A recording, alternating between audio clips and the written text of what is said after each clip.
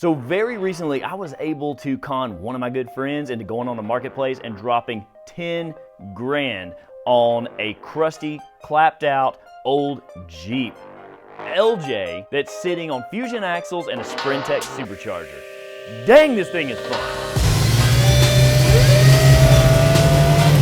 And whoever owned this thing last had lots of fun in it because the suspension under this is shot.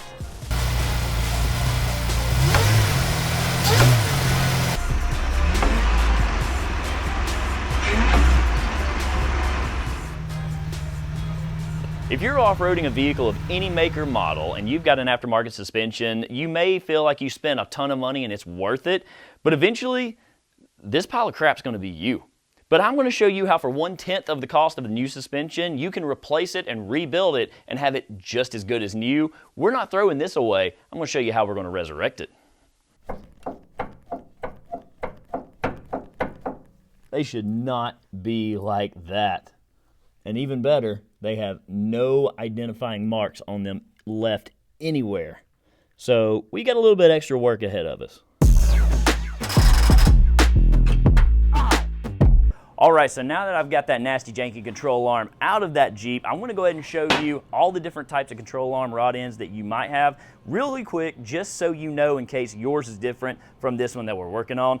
This over here is your simplest version. This is your, I like to drive my Jeep to the Weenie Hut Jr., and this is an old rough country rod end. Now it's got rubber or polyurethane on this end, on each end, and what this is good for is absorbing all the impacts going down the road because you don't want to spill your cappuccinos. Now, this is where you start to get a little more serious. This is a Johnny joint style rod end, and what this is good for is saying that I like to flex, I like to have a good time, but I also like my fillings to stay inside the teeth.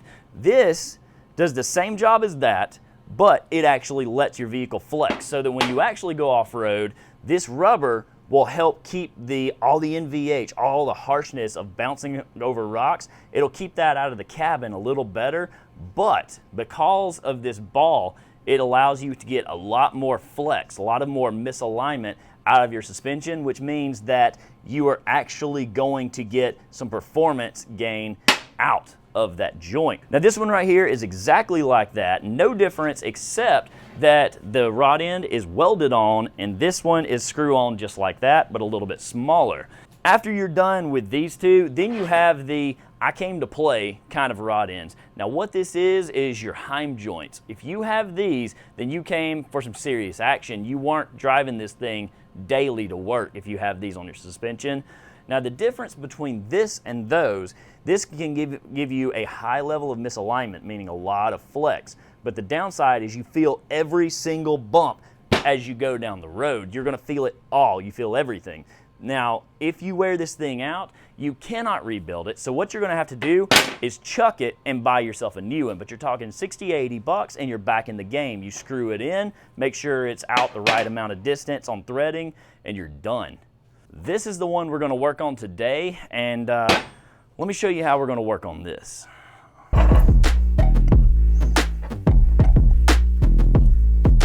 So the best tip I can give you on rebuilding these things is when you're trying to get these little screws out that are the keepers for those rings, don't lose your head. Take your time, don't just start ripping on it and strip it out because it will ruin your whole day and completely extend the timeline of the project. It's not worth it. Use some penetrating oil, that does a great job. And if that doesn't work, torch it. Look, don't judge me. We've all been there. If she doesn't want to come out, make her too liquid to not come out.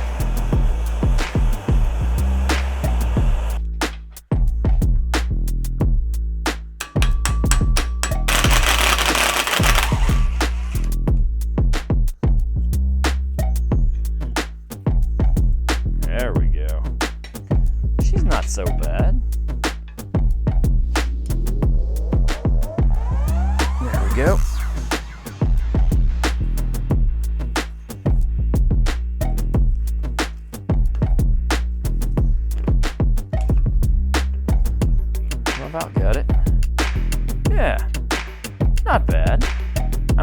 cause a little play in your suspension, but not horrible, right?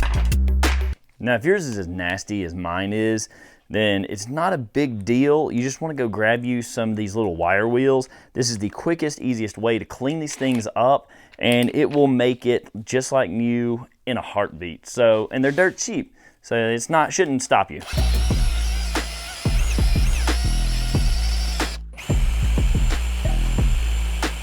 So we finally got this thing cleaned up, and now we can put in some new bushings so that it's actually a usable piece of suspension again.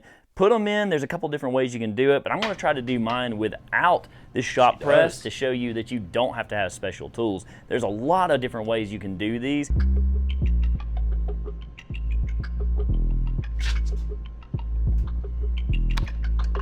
There we go. She's in. So, maybe you at least get you one of these.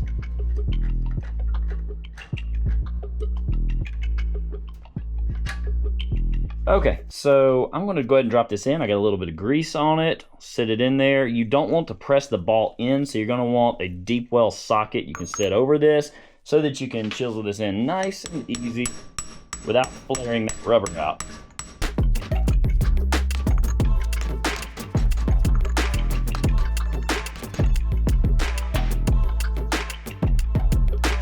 So we added some grease in there, so she's ready to go.